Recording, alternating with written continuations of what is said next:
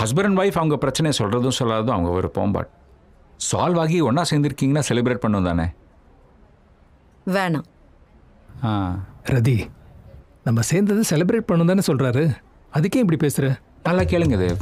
அந்த chief டாக்டருங்கிற position உட்காந்தாலே இந்த attitude வந்துடுது பாருங்க. இப்போ கூட முறைச்சிட்டு இருக்காங்க. ரதி, என்ன பண்ணணும் தேவ்? எல்லாரையும் வீட்டுக்கு டின்னருக்கு இன்வைட் பண்ண சொல்லுங்க தேவ். எப்படி? இங்க இருக்கிற எல்லா டாக்டர்ஸையும் பேஷண்ட்ஸையும் கூப்பிடவா?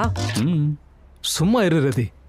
விஜய், நாளைக்கு வீட்டுக்கு வா, நம்ம செலிப்ரேட் பண்ணலாம். தேவ், ரதி, நம்ம டிவோர்ஸ் ப்ராசஸ் அப்போ I really needed someone to talk to.